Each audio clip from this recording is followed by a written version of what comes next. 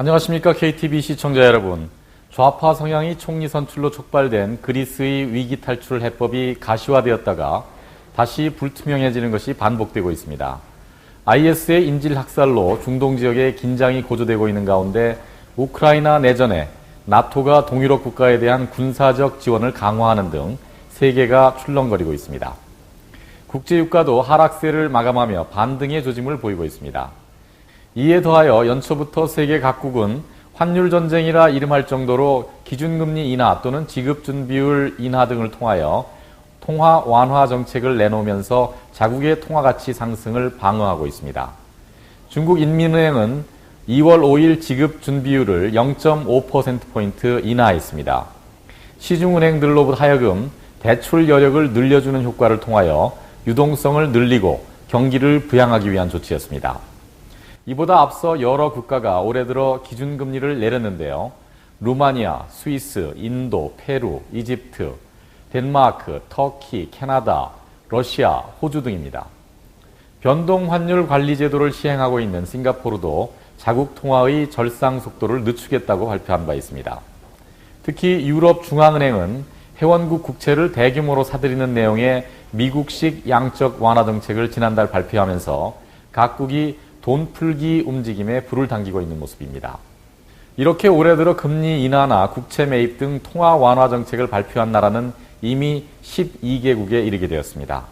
한국에서는 오는 17일 한국은행의 금융통화위원회를 앞두고 새로운 정책 방향이 어떻게 설정될지 모두가 주목하고 있습니다.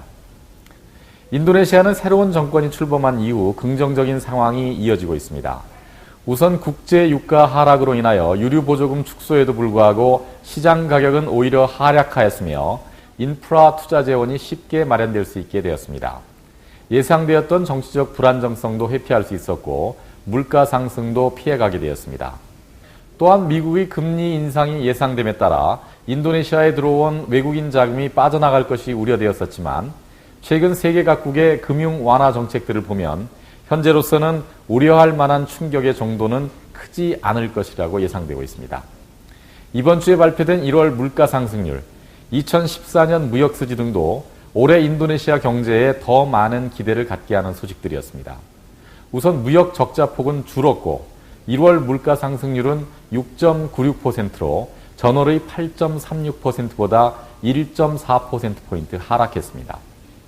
11월 유류 보조금 축소에 따른 물가 상승 압력을 우려했던 염려가 벌써 사라져버리는 것 같습니다. 이런 여건 속에서 루피아와의 환율은 2월 5일 달러당 12,635루피아로 전주 대비 미 달러당 53루피아 상승 마감했습니다. 이는 인도네시아 국내 요인보다는 이미 간추려드린 세계 경제의 불안 상황이 반영되었기 때문입니다. 루피아와의 선물환 가격도 물가 상승률이 꺾이면서 최근 6주 이내 가장 강세를 보인 것으로 나타났습니다. 블룸버그 자료에 따르면 지난 2월 3일 현물환 가격이 미 달러와 대비 12,625루피아일 때 1개월물 역외 선물환 가격은 12,690루피아를 보였습니다. 지난해 12월 19일 이후 가장 강세를 보인 모습이었습니다. 현물환 대비 선물환 가격 차이가 좁혀진다는 것은 해당 통화의 미래 가치가 크게 하락하지 않을 것이라는 것을 의미합니다. 이 점 참고하시면 좋으실 듯합니다. 원화도 주중 변동 모습을 보시면 루피아화와 궤를 같이 하고 있습니다. 2월 5일 미 달러화당 1,090.7원으로 마감하며 전주 대비 4.5원 하락, 즉 평가 절상되며 마감했습니다. 100루피아당 원화는 전주 대비 0.09원 하락한 8.7원으로 마감하였습니다. 인도네시아 10년물 국채는 주중 지속적인 하락을 보이며 2월 4일 7%가 무너지면서 6.97%를 기록한 뒤 2월 5일에는 다시 7.03%로 올라서며 마감했습니다. 종합주가지수는 전반적인 상승세를 이어오면서 2월 4일에는 5,300포인트를 넘어서기도 했고 2월 5일에는 5,280포인트로 마감했습니다. 거래량을 보시면 일평균 6조 5천억 루피아를 넘어서고 있는 모습입니다. 2014년 인도네시아의 무역수지가 발표되었습니다.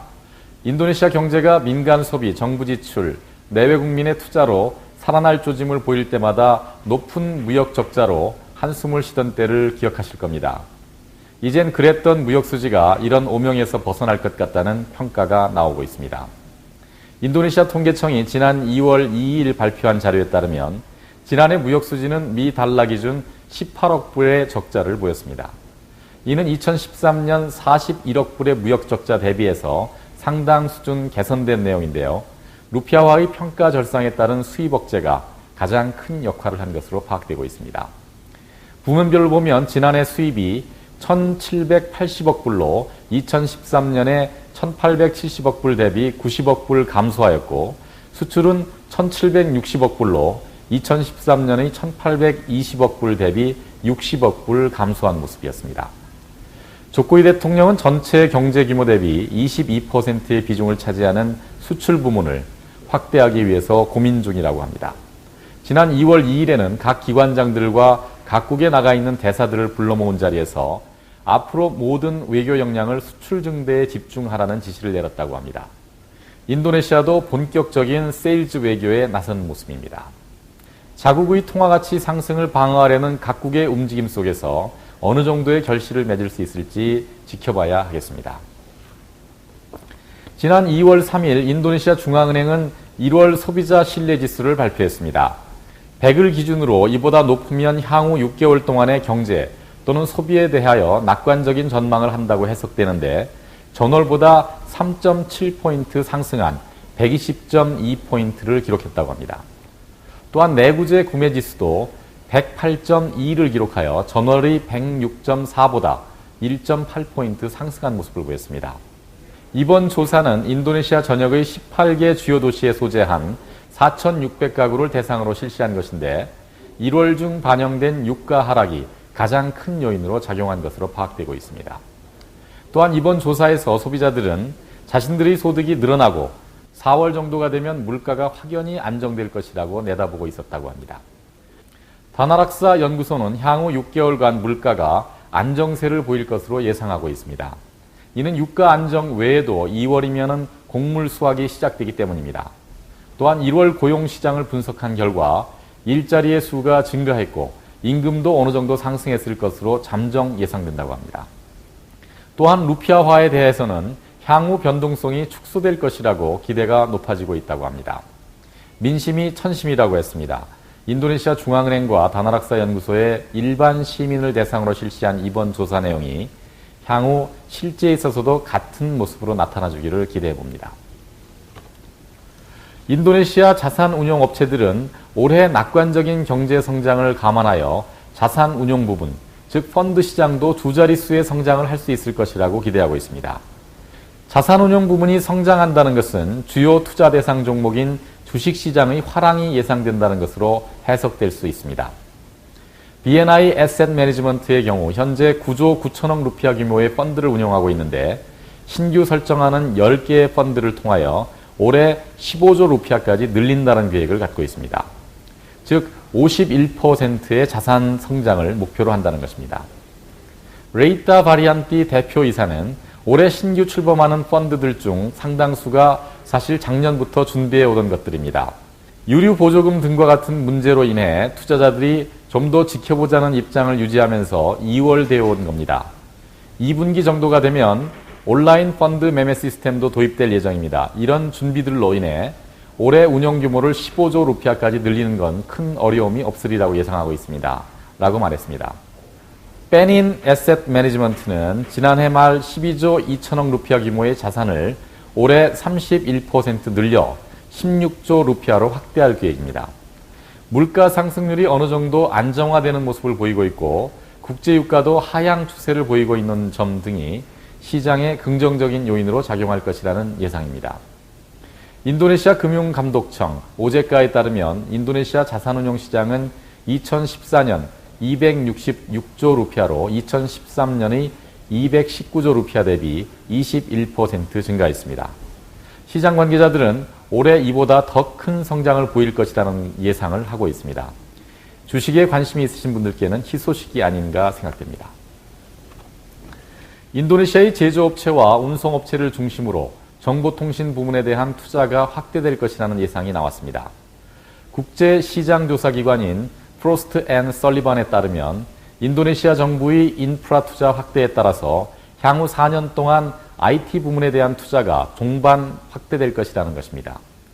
지난 2월 3일 프로스트 앤 설리반의 아제이 썬더 부사장은 은행, 금융회사들은 앞으로도 정보통신 부문 투자를 단행하는 주요 주체가 될 것입니다. 하지만 제조업과 운송업 부문에서도 정보통신 관련 투자를 급속하게 확대할 것으로 보입니다. 라고 말했습니다.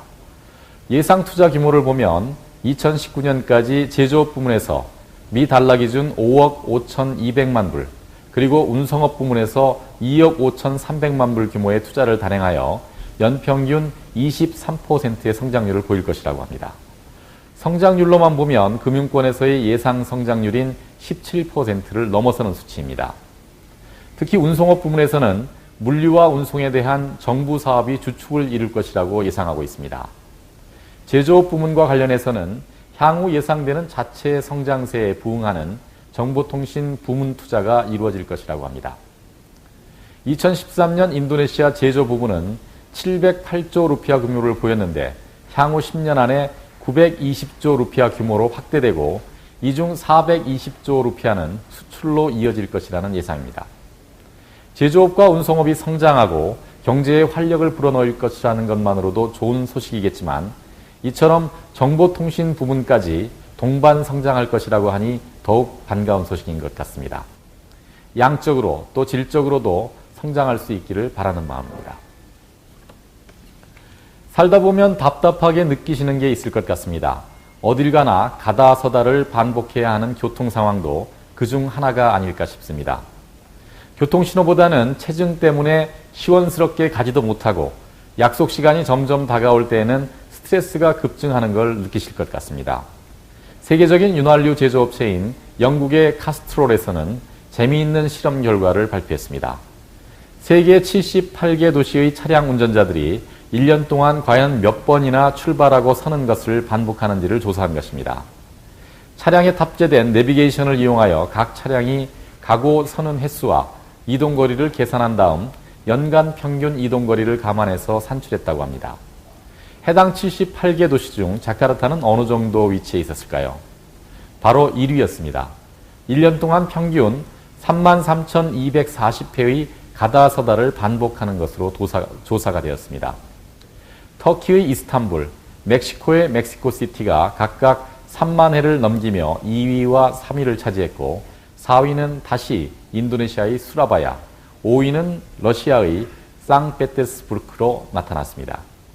반면 가장 적게 하는 도시는 핀란드의 탐페레로 연간 6,240회에 그쳤습니다. 자카르타의 5분의 1에도 못 미치는 횟수입니다. 아마 자카르타 교통당국에도 이 소식이 전해졌을 텐데요. 개선의 자극제가 되기를 바라는 마음입니다. 2월의 첫 주를 보내고 있습니다. 아무쪼록 올 한 해는 하시는 어떤 일이든 가다 서다를 반복하는 것이 아니라 목적지까지 단숨에 쭉 달리실 수 있기를 기원합니다. 지금까지 시청해주신 여러분 감사합니다.